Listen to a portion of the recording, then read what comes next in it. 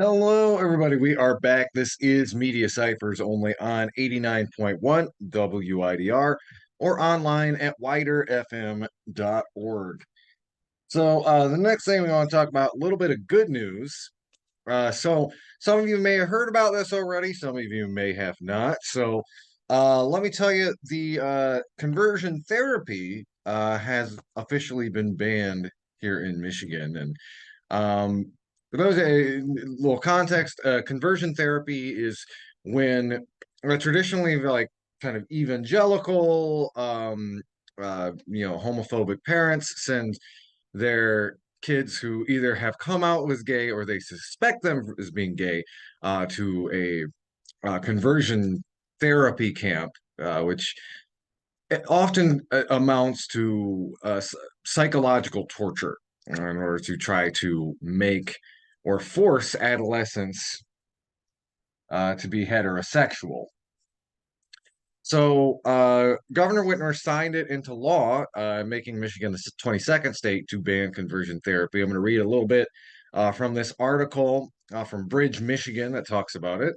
It's written by Stella Yu. It's published on July 26th.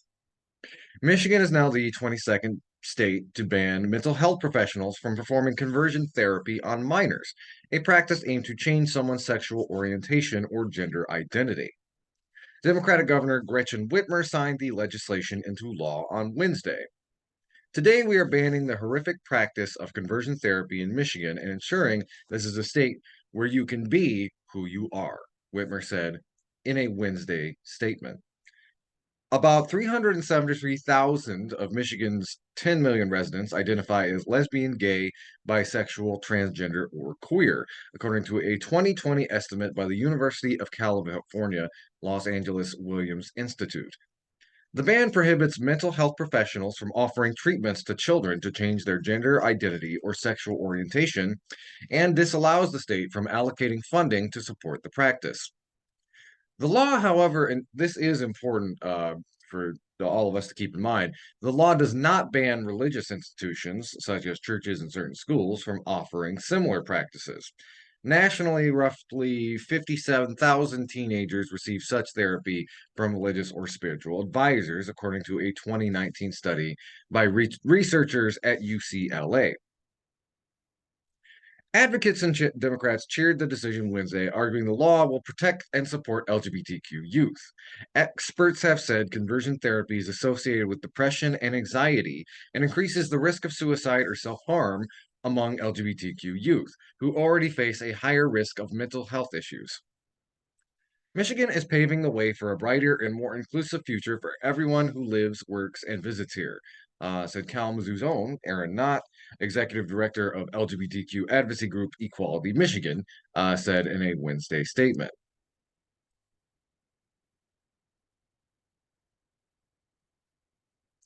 The ban is the latest effort by Michigan Democrats, who in January took control of state legislature for the first time in 40 years, to expand LGBTQ protections. Earlier this year, state lawmakers also passed laws to shield LGBTQ communities from discrimination under the Elliott Larson Civil Rights Act and to protect them from hate crimes.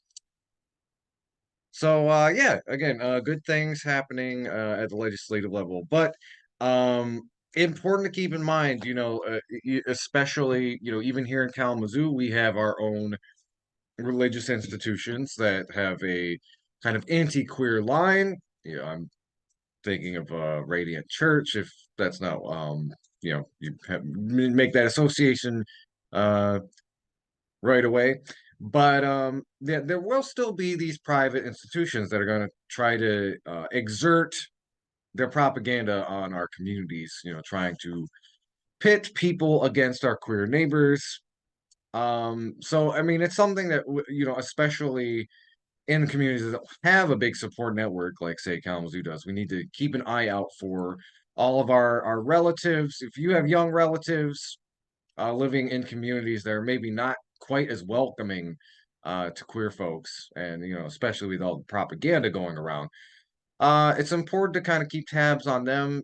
Do your welfare check as much as you can. Try to have those difficult conversations with people who maybe don't interact with queer people on a regular basis.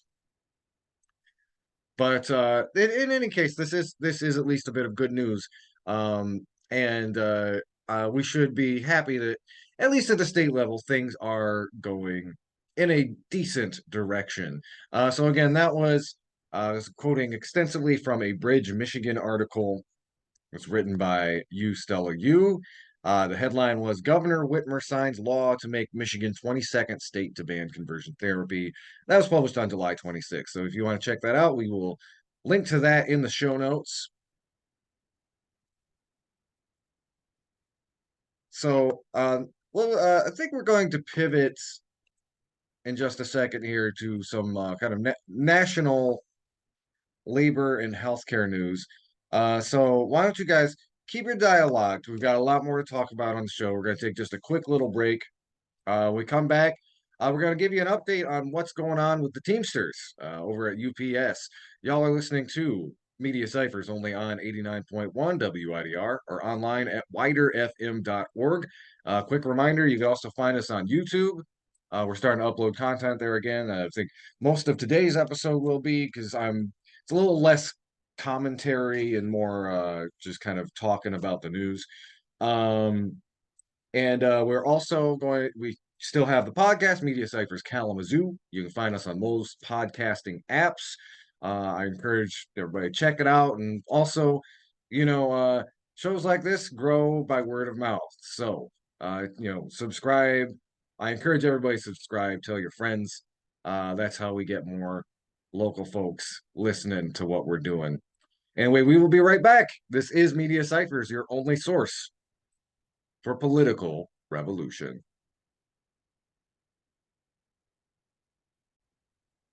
Hello, everybody.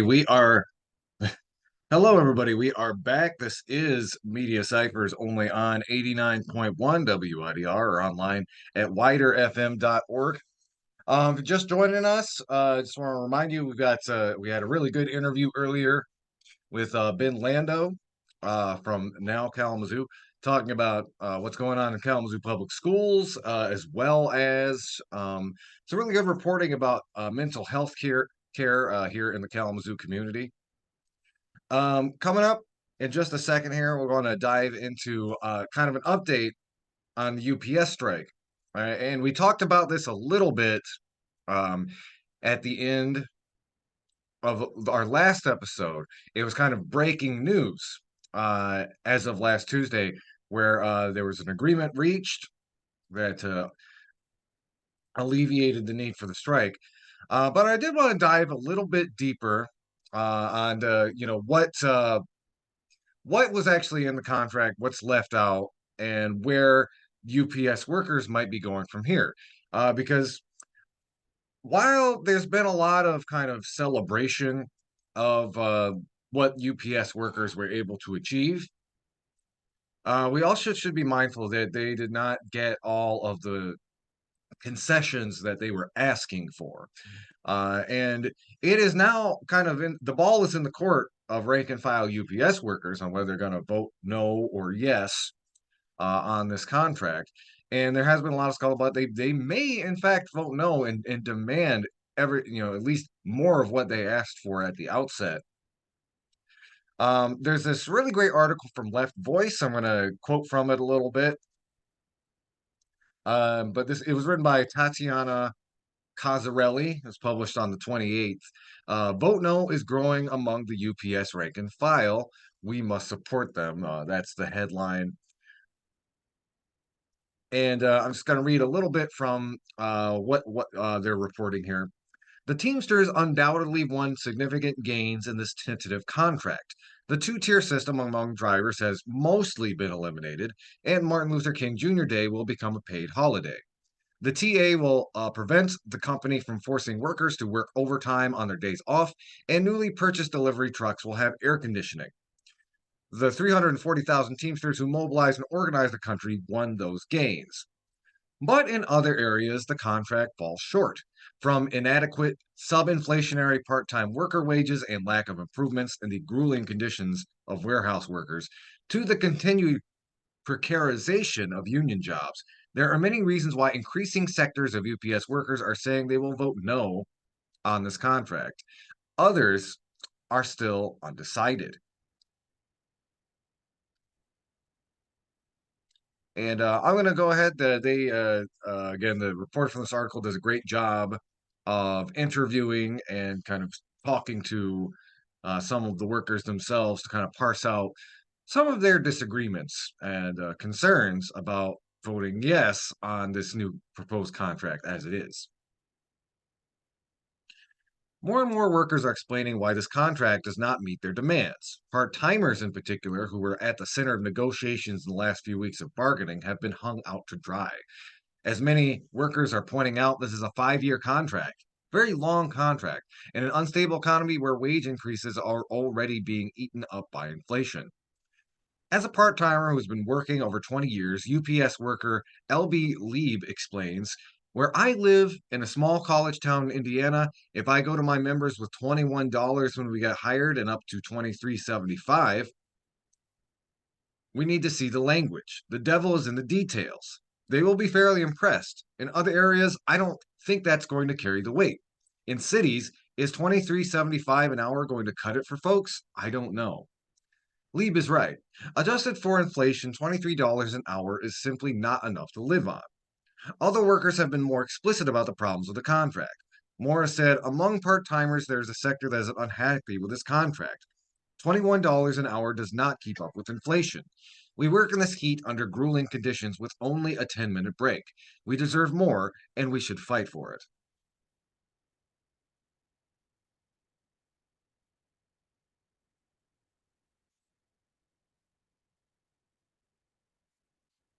And I'm just going to go down and read. They've got a little bit more um, down here near the bottom that I think kind of um, summarizes this. So at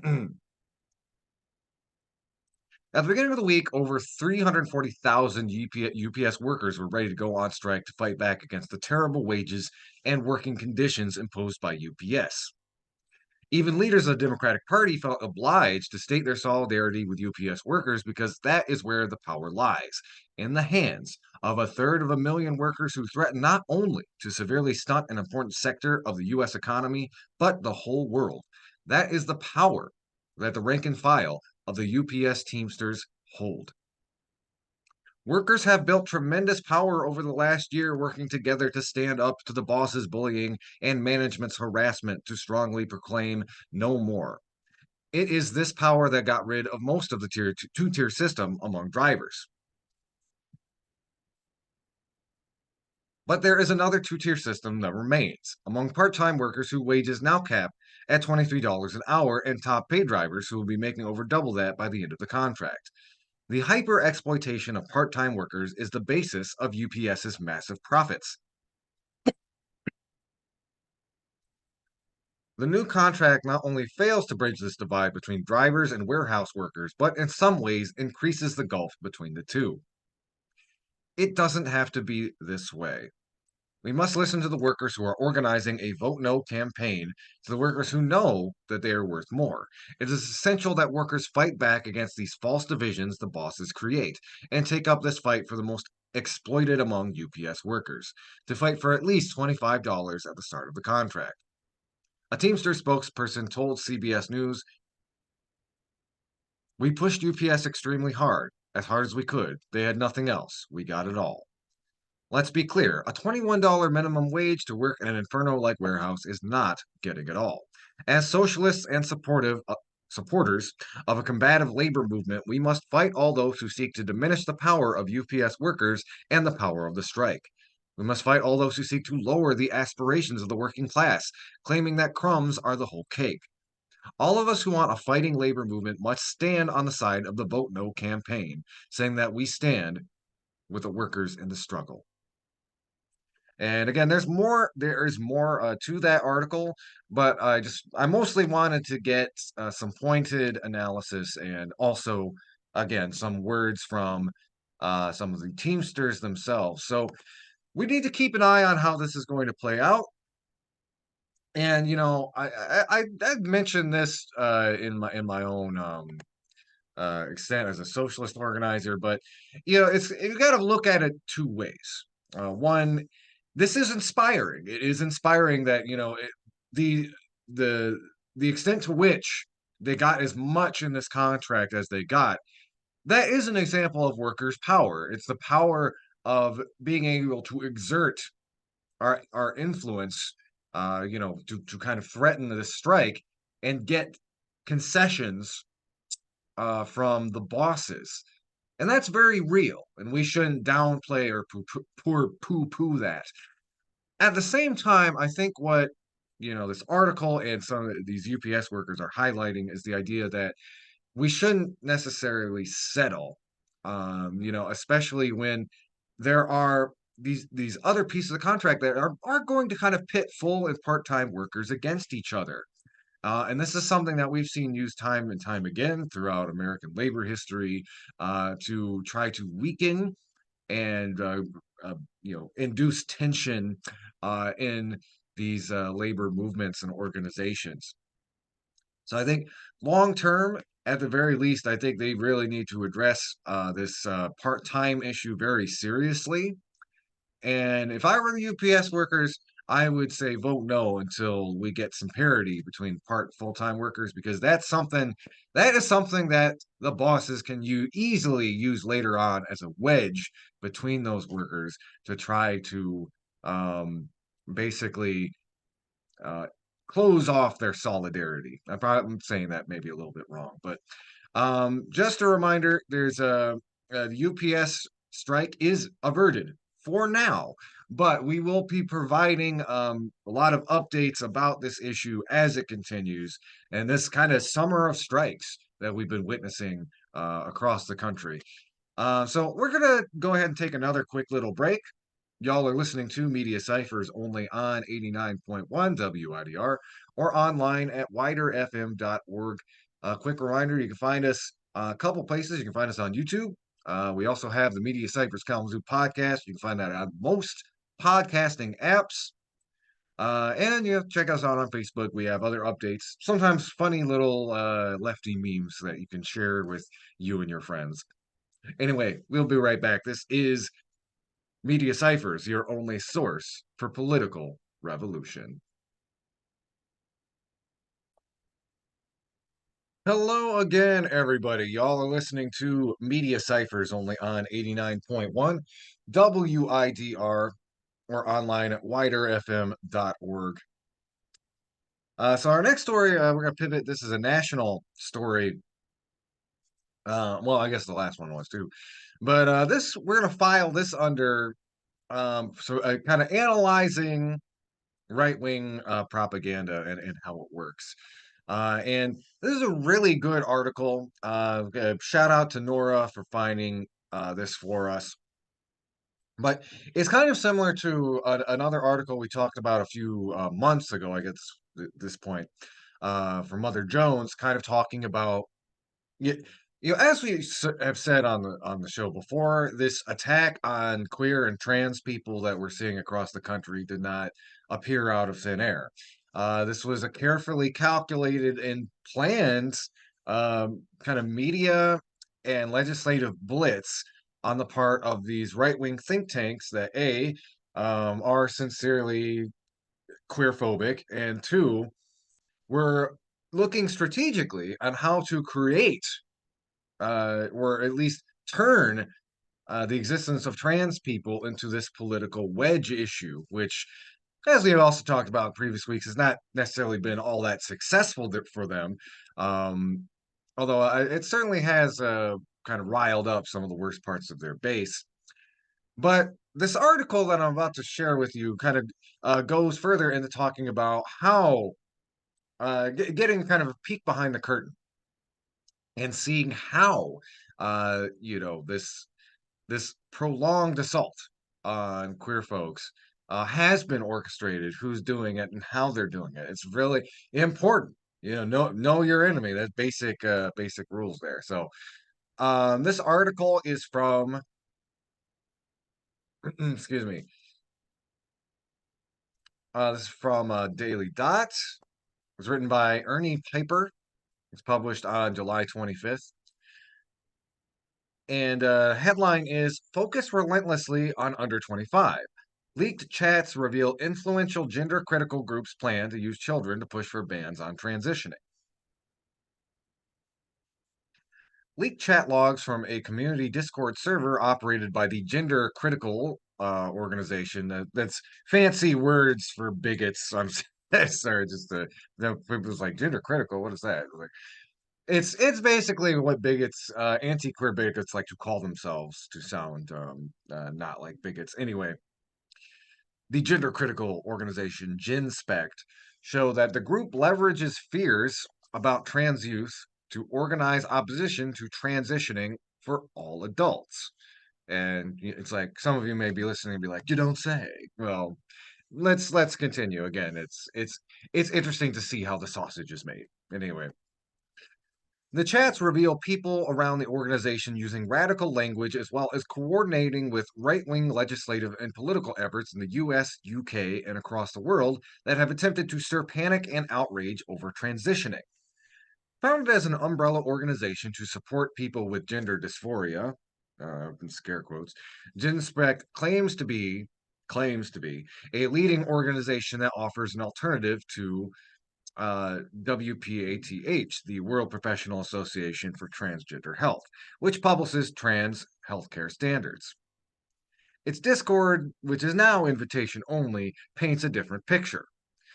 GenSpect is chaired by Irish psychotherapist Stella O'Malley, who has produced a documentary about transgender youth criticized as transphobic for the UK's Channel 4.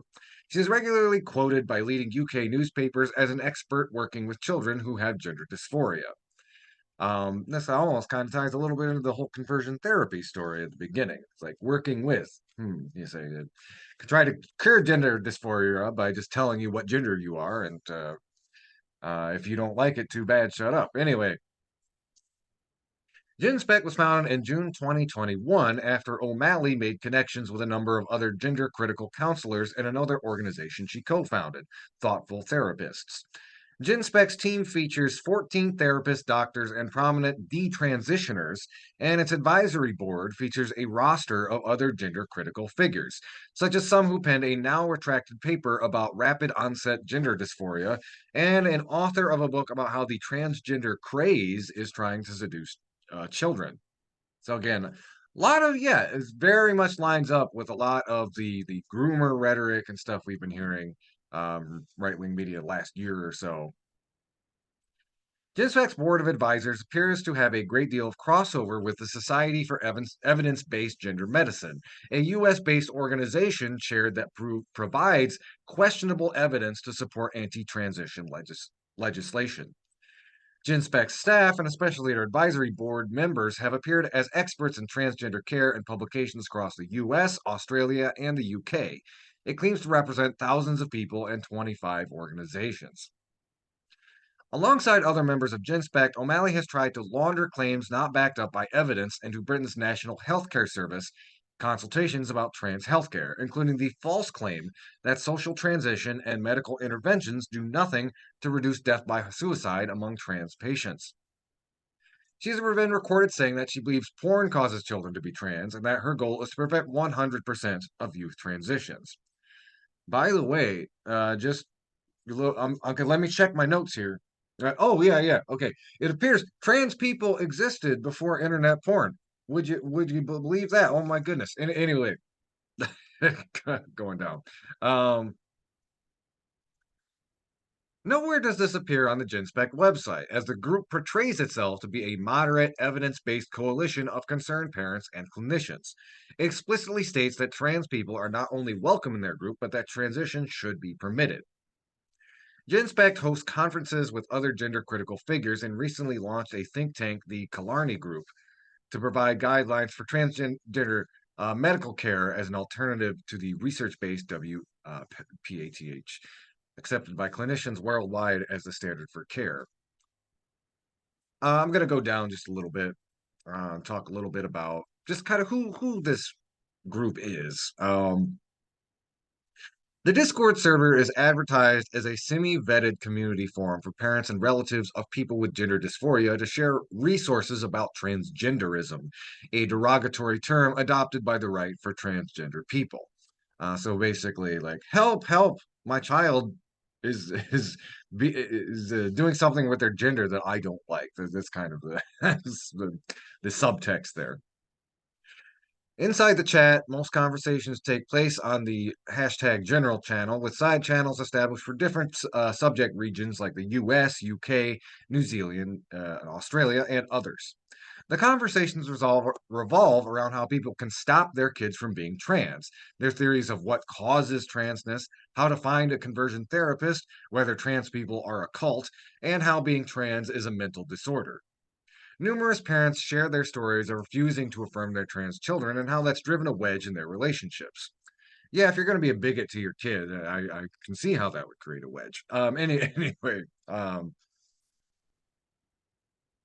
parents and relatives in the chat openly speak about their disdain for people who transition and the doctors and therapists that support that decision. One parent, when talking to a clinician about their child, asked them why transition would ever be considered a good outcome, as it would result in them being a patient for life. And going so yeah, just like a lot of bigoted anti-trans stuff in this Discord channel that's supposed to represent this organization going on, and this is really some of the meat and potatoes of the article here. Members of the Gen Spec chat openly speak about groomers and pedophiles affiliated with what they called the trans cult, a line of rhetoric plucked from the larger anti-trans movement. The fear of social contagion has been upgraded to fears about grooming or coercing children into being queer, a key narrative of anti-gay movements going back to the 1970s all the way to today. Some of the members of the group express admiration for Gays Against Groomers and blame school officials for grooming children into LGBT identities. The Anti Defamation League identifies Gays Against Groomers as one of a number of far right extremist groups, including Libs of TikTok and the Proud Boys, that coordinate violence against the LGBT community. Sorry. A parent posted a link to a speech from a member of Gays Against Groomers complaining that they'd been blocked on several platforms. Um, going on, kind of just like portraying them as the victims, etc. And just going to read one last little quote from this article here. So rather than being a parent support group, the chat reveals that staff within GenSpect have made efforts to collaborate with political efforts worldwide to block gender affirming care. The chats include requests from GenSpect staff for parents to submit evidence to legislative bodies in the U.S. in support of bills blocking transgender care, including in Florida, Texas, and Alabama. Gunn, who used the pseudonym Angus Fox, talked about speaking with Quentin Van Meter, the president of the Southern Poverty Law Center designated hate group, the American College of Pediatrics. Unlike the scientific professional body, the American Academy of Pediatrics, ACPE, the American College of Pediatrics advocates for conversion therapy for all LGBT people and adoption bans for LGBT couples. O'Malley appeared in an interview with Van Meter in a Channel 4 documentary in 2018.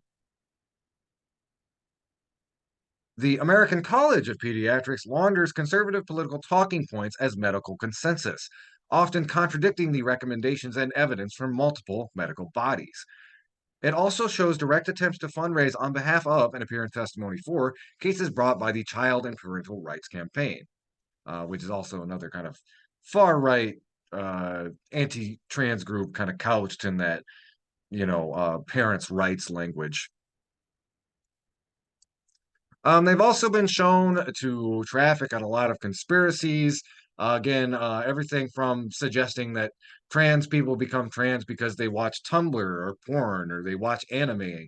Uh, they blame sissy hypnosis, whatever that means. Um, they posit that transness could be contagious, like a social contagious. The debunked rapid onset gender dysphoria. The idea that if you are culturally around a lot of people where transness is accepting, you might magically become gay or trans yourself. They blame it on repressed homosexuality, or as could potentially linked to autism or attention deficit hyperactive disorder.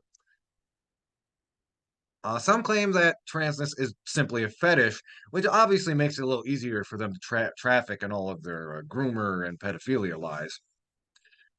There's also a link to some of those old chestnuts of the right. Um, again, trying to link trans affirming surgery and legislation to Jewish billionaires. It's always the Jewish ones, too, the right wing latches on to. Have you ever noticed that? Like, they don't talk about the Koch brothers very much. Always talking about George Soros, though.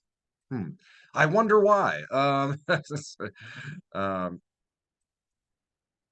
and they've also said that it's part of a transhumanist conspiracy on the part of, kind of the Silicon Valley types who just want to abandon our bodies entirely. And, like that is an entirely different discussion altogether. And we could probably talk about transhumanism on the show before, but I think what this article really paints out is the unhinged manner that these unhinged lies these groups traffic in that try to put themselves forward as respectable organizations that are being listened to not only by your various like Fox News listeners, but also by legislators and by prominent community members.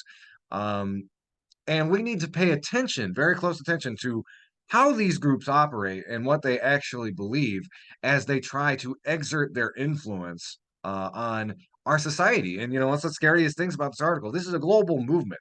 This isn't just here in the United States. It's like all across the Western world. And, again, they've borne a lot of fruit in certain countries in Africa that have really pushed a lot of draconian anti-LGBTQ legislation at the direct behest and funding of some of these Western organizations, by the way. Um, but yeah, this is an international effort to just amplify the bigotry against the LGBTQ community. And it must be addressed, it must be challenged, and we must study them closely so that we understand how those on the side of hate are operating. So, again, if you want to read that full article, that's from the Daily Dot. Headline is Focus Relentlessly on Under 25. Leaked chats reveal influential gender critical groups plan to use children to push for bans on transitioning. And it's written by Ernie Piper, published on July 25th. We're going to take another quick little break. We come back. We've got some more to talk about, probably going to be pivoting to international stories. This is Media Ciphers only on 89.1 WIDR or online at widerfm.org, your only source for political revolution.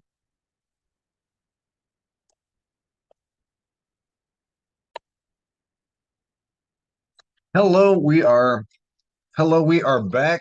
Y'all are listening to Media Ciphers only on 89.1 WIDR or online at widerfm.org. So like I said before the break, we're going to pivot real quick to an international story. Although it has a lot to do, the American fingerprint is very much there.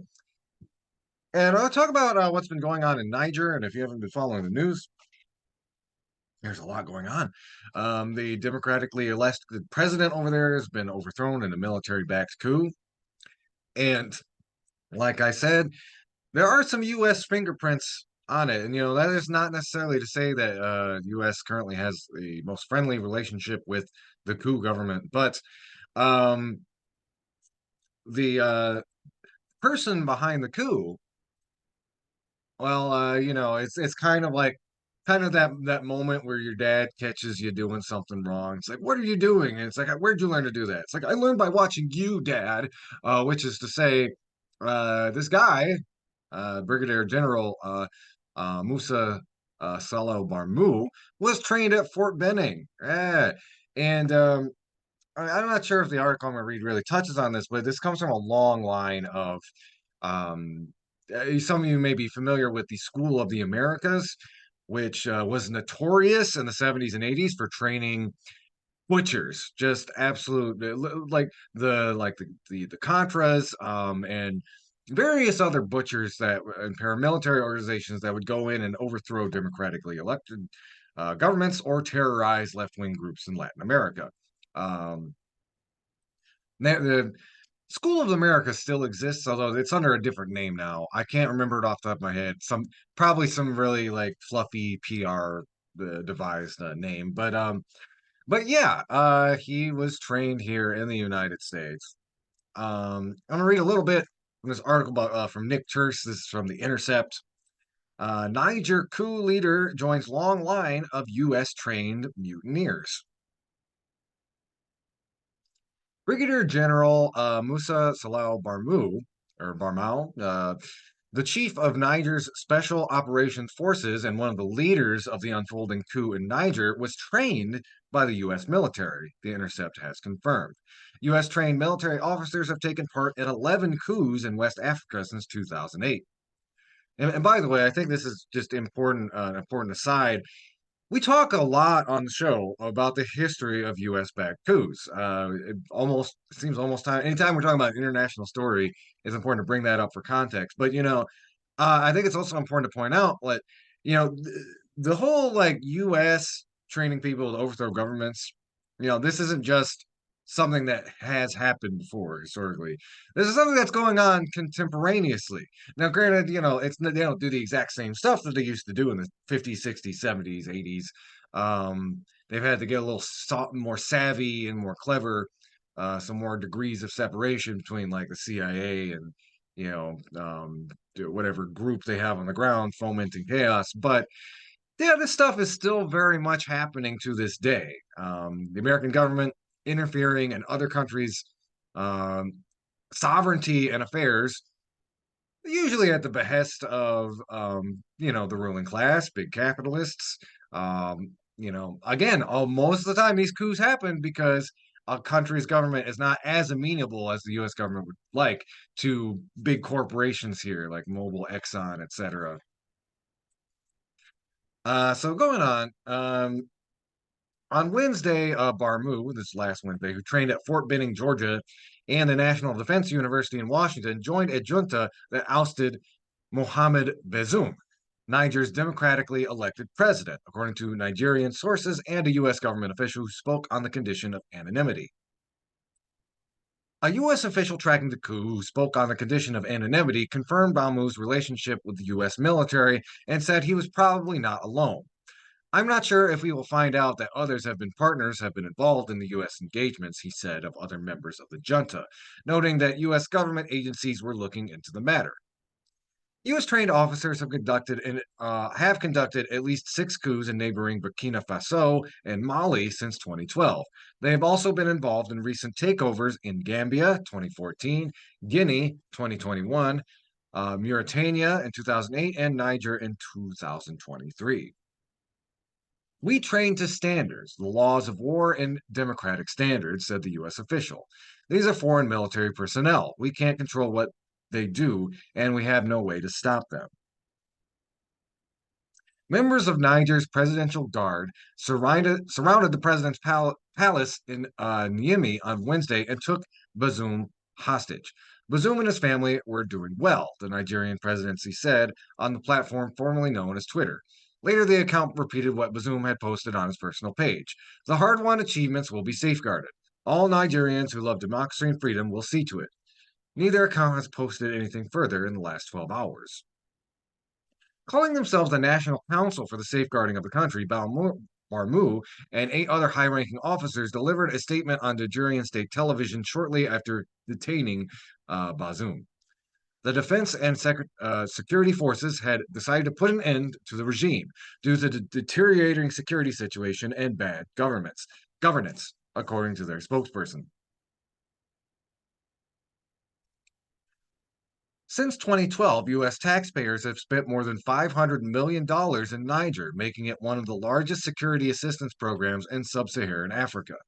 Across the continent, the State Department counted just 9 terrorist attacks in 2002 and 2003, compared with 2,737 last year in Burkina Faso, Mali, and Western Niger alone, according to a report by the Africa Center for Strategic Studies, a U.S. Defense Department research institution.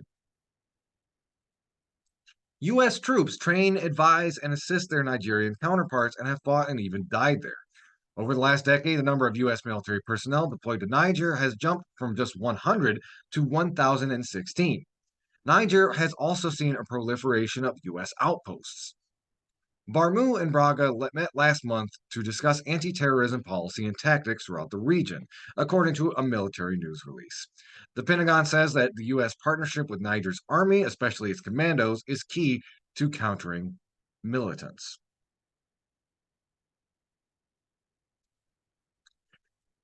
Going on to say, experts say the overwhelming focus on counterterrorism is part of the problem.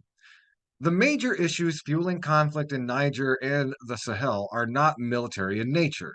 They stem from people's frustration with poverty, the legacy of colonialism, elite corruption, and political and ethnic tensions and injustices. Yet rather than address these issues, the US government has prioritized sending weapons and funding and training the regime's militaries to wage their own wars on terror, said Stephanie Savell, co-director of the Cost of War Project at Brown University and an expert on US military efforts in West Africa. One of the hugely negative consequences has been to empower the region's security forces at the expense of other government institutions. And this is surely one factor in the slate of coups we've seen in Niger, by Burkina Faso, and elsewhere in recent years. So again, if you want to read more about that, this Niger coup leader joins long line of U.S. trained mutineers. Article from the Intercept about that, written by Nick Churse. You can find that. We will link to that in our show notes.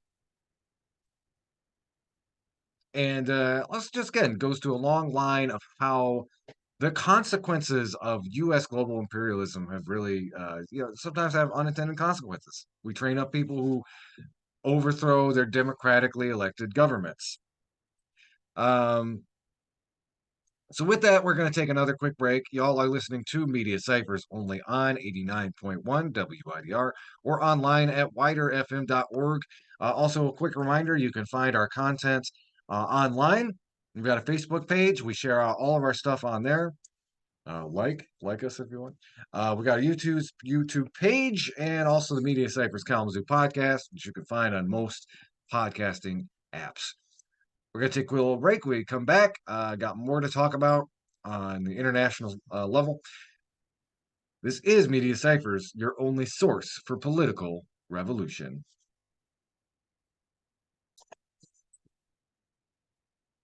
Hello, everybody out there in Radio Land. We are back. Y'all are listening to Media Ciphers only on 89.1 WIDR or online at widerfm.org. So this next article is actually talking about politics in Spain. And I really, this is an interesting article. I props to Nora for sending it to. I think it has lessons that us here on the American left can really take to heart. This is an article from Jacobin. It was written by Stephen Forti. I'm going to read some excerpts from it.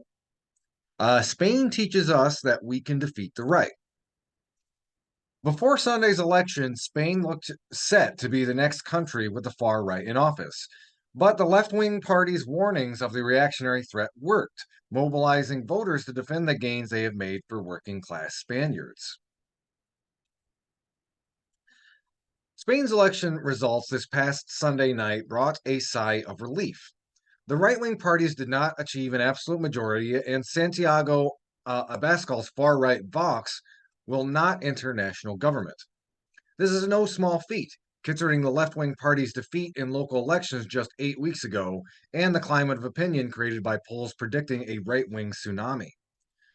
The result in Spain can be seen as a major victory in a Europe today engulfed by a dark reactionary wave.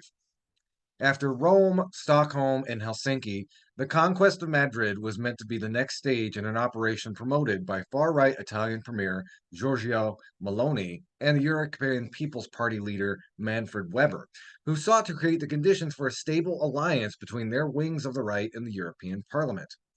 The silence of both figures the day after the vote was symptomatic, as were the satisfied smiles in the many corridors of power in Brussels. The Spanish result marks an important, perhaps decisive setback for this operation ahead of next year's European Union elections. The real winner of the Spanish elections is, without a doubt, Pedro Sanchez. Almost everyone had taken the socialist leader, prime minister for the last 5 years, for dead politically. Yet the decision to call surprise snap elections in midsummer proved successful. Faced with right wingers who thought they had the elections as good as won, Sanchez managed to mobilize the left wing electorate, worried at the prospect of the far right entering national government for the first time since the end of Francisco Franco's dictatorship. The agreements signed in recent weeks by the Partido Popular and Vox in several regions and over 100 municipalities showed Spaniards that the far right was not just an election campaign boogeyman, but a real danger. The first measures taken by these new ultra conservative governments marked a clear regression compared to the gains won in recent years. From denying gender violence and the consequences of climate change to questioning the right to abortion, from attacking the country's linguistic pluralism to censoring plays and films. Even Virginia Woolf's Orlando and Disney's Lightyear were deemed contrary to traditional morality. Against all expectations, then, Sanchez's Partido Socialista Obrero Español gained 1 million supporters and 2 MPs compared to 2019, taking 31.7% or 7.7 million votes and 122 seats. Sanchez's feat would not have been possible without the support of the coalition led by Labor Minister Yolanda Diaz, who managed, after months of tensions and disagreements, to unite the space that had been represented by Unidas Podemos and radical left municipalist forces. Despite losing some 600,000 votes and 7 seats, Sumar took over 12% support and elected 31 MPs, consolidating itself as a political camp uniting over 3 million voters. There's no doubt that the cycle that began with the Indignados movement during the Great Recession is over. But unlike in other countries, the left in Spain has not been broken by its experience in government. On the contrary, the Progressive Coalition has demonstrated its ability to govern well in a highly complex international conjuncture marked by the pandemic, the energy crisis, and the war in Ukraine. The macroeconomic data are more than positive. GDP is growing more than the European average, inflation has been brought back down below 2%, and unemployment is at its lowest level since 2008. The promises made before the last elections in 2019 have materialized in government action. We see this in social policies, increasing the minimum wage and pensions, the minimum living income, fighting the precarization of labor, and in world leading laws on feminism, LGBTQ rights, euthanasia, climate change, and Spain's democratic majority. This does not take away from the fact that there is a part of Spain that utterly rejects the left wingers' efforts. For some time, the degree of polarization has raised alarm signals. The right has sought to capitalize on this with campaigns seeking to delegitimize their opponents, riddled with fake news and conspiracy theories in perfect Trumpian style, to the point of alleging that absentee ballots would be used to steal elections. The main themes of the election campaign, in fact, were not the economy or the war in Ukraine, but Sanchez's agreements with Catalan and Basque independence parties and the classic culture wars so dear to the far right around the world. The left could, however, counter this, defending both its record in government and a model of a plural country that looks to the future. The slogan of both Vox leader Abascal and the conservative Partido Popular's candidate Alberto Nunez Feijó was simply to abolish Sanchismo. This meant ousting Sanchez, considered a traitor to the nation, and repealing all laws passed by a government that has been branded illegitimate since its establishment in early 2020. Backed by media outlets close to these parties, the framing hyper energized right wing voters who were also galvanized by poll predictions of success. With 33% and 136 MPs, the Partido Popular was indeed the most voted party, taking back the support that had been over the past decade drifted toward now defunct center right party, Ciudadanos. Yet, Feijóo's Partido Popular won only a Pyrrhic victory. Not only did it fall far short of an absolute majority, but it doesn't get there even with the Vox's help. In fact, Abascal's far-right party came out badly defeated from these elections. While maintaining a base of 3 million voters, it had expected much more. With 12.4%, it lost more than 600,000 votes and dropped from 52 to 33 MPs. More importantly, it is irrelevant in the new parliament where the remaining seats go to a mix of nationalist and regionalist parties. None of these could ever come to an agreement with Vox, which advocates not only a sharp recentralization of Spain's government structures, but even the elimination of regional autonomy, stipulated in the Constitution, and the banning of pro-independence parties. And I'm just going to kind of skip down to the end here. With the election campaign over, it is now time for politics. It will be a month of negotiations and lobbying. Some will want to scuttle any possibility of an agreement, others to try to iron out differences and give Spain a new government. To see what room for maneuver Sanchez will have, however, we will have to wait until August 17th when the new parliament meets. In the following days, the party leaders will be received by King Felipe VI, and so the investiture vote will not come before September. That said, even if Sanchez does succeed in forming a new government, the next legislature is bound to be a pressure cooker. Passing each law is going to require vast efforts to piece a majority together, and the right wing parties, which control the Senate and most regions, would lay siege to the executive, using all means, lawful and otherwise, with the backing of a media network that looks rather like the Spanish version of Fox News in Breitbart. In short, it won't be easy. It will now take the intelligence and common sense of everyone to come together and give Spain another 4 years with a left wing government. If it does, it can offer all of Europe a successful model, as well as a hope that, yes, the right can be defeated. Again, that was an article from Jacobin, and if you want to read the full thing, that you can find it on the website. Spain teaches us that we can defeat the right. That was an article by Stephen Forti. We're going to take another quick little break. When we come back, we'll talk a little bit about nuclear stuff. Y'all are listening to Media Ciphers only on 89.1 WIDR or online at widerfm.org, your only source for political revolution. Hello, everybody out there in Radio Land. Y'all are listening to Media Ciphers only on 89.1 WIDR or online at widerfm.org. So we're going to close out today's show talking about nuclear weapons. As some of you are aware, there's a big movie that just came out about that. I am, of course, speaking about Barbie. No, of course, Oppenheimer, of course.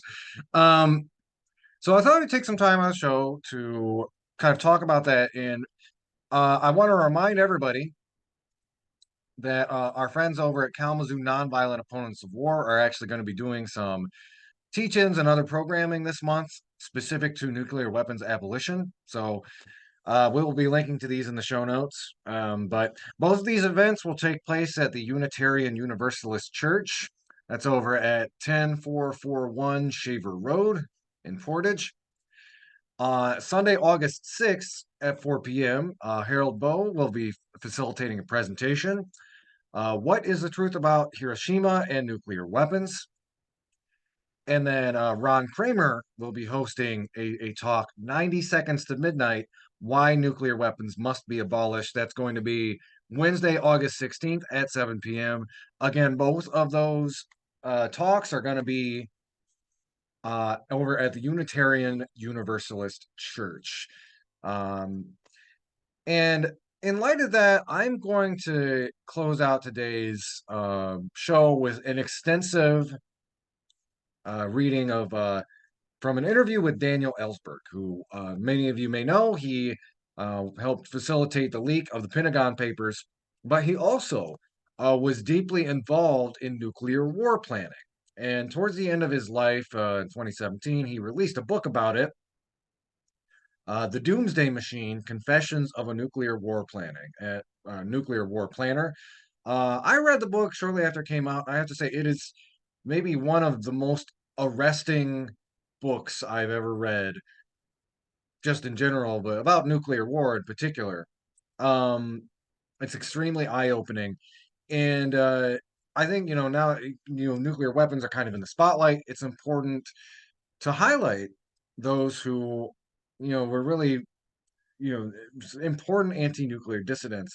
And especially with somebody from Mr. Ellsberg's perspective, who was really inside the doomsday machine for a number of years. So this is from an interview he did with Democracy Now! back in 2017. And again, I'm going to read extensively from what he had to say about his time as a nuclear war planner.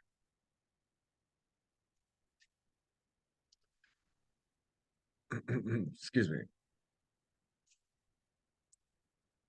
I was given the job of improving the Eisenhower plans, the nuclear war plans, which was not a very high bar actually at the time because they were on their face the worst plans in the history of warfare. A number of people who saw them, but very few civilians ever got a look at them. In fact, the Joint Chiefs couldn't really get the targets out of General LeMay at the Strategic Air Command. And there was a good reason for that. They were insane. They called for first strike plans, which was by order of President Eisenhower. He didn't want any plan for limited war of any kind with the Soviet Union under any circumstances, because that would enable the army to ask for enormous numbers of divisions or even tactical nuclear weapons to deal with the Soviets. So he required that the only plan for fighting Soviets under any circumstances, such as an encounter in the Berlin Corridor, the access to West Berlin or over Iran, which was already a flashpoint at that point, or Yugoslavia if they had gone in, however the war started, with an uprising in East Germany, for example, however it got started, Eisenhower's directed plan was for all out war and a first initiation of nuclear war, assuming the Soviets had not used nuclear weapons. And that plan called in our first strike for hitting every city, actually every town, over 25,000 people in the USSR and every city in China. A war with Russia would inevitably involve immediate attacks on every city in China. In the course of doing this, pardon me, there were no reserves. Everything was to be thrown as soon as it was available. It was a vast trucking operation of thermonuclear weapons over to the USSR, but not only the USSR. The captive nations, the East Europe satellites, and the Warsaw Pact were to be hit in their air defenses, which were all near cities, their transport points, their communications of any kind. So if they were to be annihilated as well. I couldn't believe when I saw these that the Joint Chiefs actually had ever calculated how many people they would actually kill in this course. In fact, colonels who were friends of mine in the air staff told me they had never seen an actual figure for the total casualties. We had exact figures of the number of targets and how many planes would be needed and every sort of thing, many calculations, but not the victims. So I drafted a question, which the aide to McGeorge Bundy, Bob Comer, sent to the Joint Chiefs in the name of the president. And the question was, in the event of your carrying out your general nuclear war plans, which were first strike plans, how many will die? First, I asked in the USSR and China alone, and in the thought that, by the way, they'd be embarrassed to discover to say, we have to have more time. We'd never really calculated that. I was wrong, and my friends were wrong in the Air Force. They came back with an answer very quickly. 325 million people in the USSR and China alone. Well, then I asked, all right, how many altogether?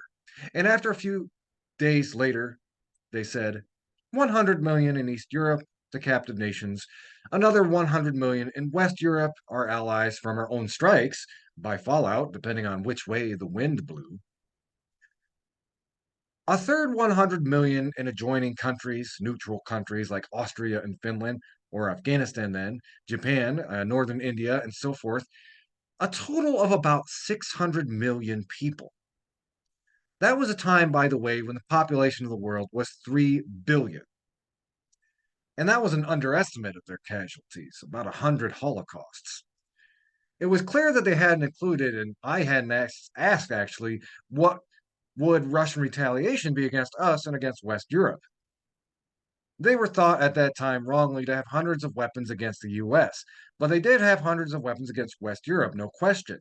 West Europe would go under any circumstances. If we were defending West Europe, Germany, for example, we were planning to destroy the continent in order to save it. 600 million. That was 100 holocausts. And when I held the piece of paper in my hand and had that figure that they had just sent out unembarrassedly, proudly to the president, here's what we will do, I thought, this is the most evil plan that has ever existed. It's insane. the weapons, the machinery that will carry this out. This was no hypothetical plan. Like Herman Kahn might have conceived the doomsday machine that he thought up at the Rand Corporation as my colleague. This was an actual war plan for how we would use the existing weapons, many of which I had seen already that time.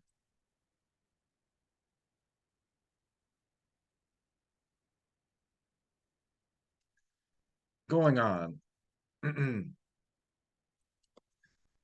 The recent discussions, which emphasize the sole authority to do that, the president to initiate nuclear war, don't take account of the fact that he has authority to delegate, and he has delegated. Every president has delegated.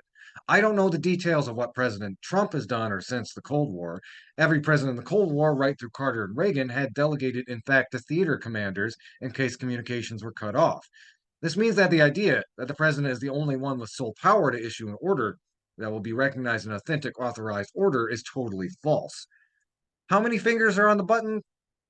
Probably no president has ever really known the details of that. I knew in 61, for example, that Admiral Harry D. Felt in CINCPAC, Commander in Chief of Pacific Operations, for whom I worked as a researcher, had delegated that to 7th Fleet down to various commanders, and they in turn had delegated down to other people. So when you say, how many altogether feel authorized? If their communications are cut off, and that happened part of every day in the Pacific when I was there, communications got better, but the delegations never changed. We're never allowed to be possible that any enemy could paralyze our retaliation by hitting our president or our command and control structure. And neither did the Russians. When President Carter and then President Reagan advertised the fact that their plans emphasized decapitation, hitting Moscow above all, which the French and British always planned to do, by the way, with their smaller forces, and when that became clear, the Russians instituted what they called a dead hand, a perimeter system in Russia, which asserted that if Moscow was destroyed, other commanders would have the power and would be able to launch their strikes. There was even a plan to do that automatically by computer, as a number of our military always recommended to make the whole thing computerized, as in the Doomsday Machine of Herman Kahn and Stanley Kubrick. But generally, they allow for lower level majors, colonels to decide. The time has come. We've lost our commanders. The time has come to go. That's almost certainly true in North Korea right now. And again, just to kind of leave you, I'm going to just emphasize one last that quote one last time. 600 million. That was 100 Holocausts. And when I held the piece of paper in my hand that had that figure that they had sent out unembarrassedly to the president, here's what we will do, I thought, this is the most evil plan that has ever existed. It's insane. And that was Daniel Ellsberg being interviewed in 2017 by Democracy Now! About his book, The Doomsday Machine, Confessions of a Nuclear War Planner. Well, that's about all time we have for today's show. I want to thank you all for listening. Again, a couple things to remind you of. If you want to catch the show or you only caught part of it, you want to listen to the whole thing, please subscribe to our YouTube channel. We upload content there, as well as our Media Ciphers Kalamazoo podcast. You can find that online anywhere you listen to your podcast at. Also, like our Facebook page where we do our various updates. Gonna go ahead and close out the show for now. I want to thank you all for listening. Until next time, keep on fighting for that revolution solution.